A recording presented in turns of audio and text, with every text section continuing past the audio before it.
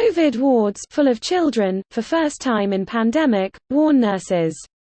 This post received a score of 23,000, with an upvote ratio of 93%. Here are the top comments in response to this article. People have confused having a higher resistance to, with, being immune to, the virus. The fact is that old people who have a more fragile health were the first victims of the virus, but that young people and kids can be victims too. It's been the case throughout the whole pandemic that people have said that it mostly only affects old people, completely neglecting the fact that still means a lot of young people have been killed by it. And a lot of young people will have chronic health problems for the rest of their lives. Study out of OSU Today on athletes who had gotten COVID found that 30% had damage to their hearts, even those with mild symptoms. Edited to add link. Article. It's this right here that people aren't hearing enough about.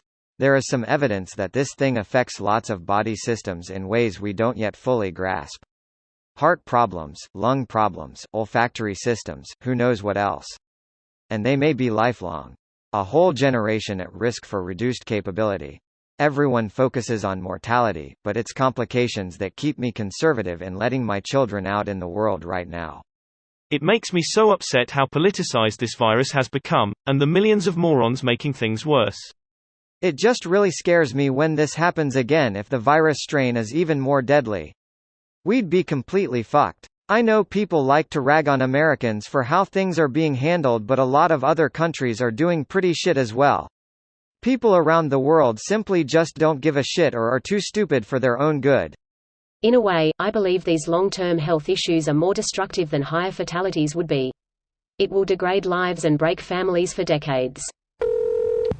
We've also seen a good number of kids with the multisystem inflammatory syndrome in children associated with COVID-19, and those kids are frighteningly sick.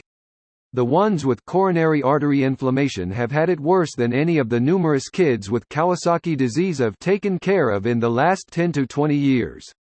I'm hopeful that most if not all kids will turn out all right, but that may not be the case, and it will be a shame if we've let public policy be determined on erroneous assumptions about the impact of COVID in kids. Edit. Should clarify I work at a children's hospital.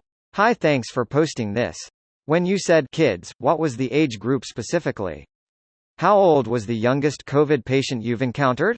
I have a 3.5-year-old toddler and currently contemplating not returning him to preschool after winter break BC of the new strand in our state, CA.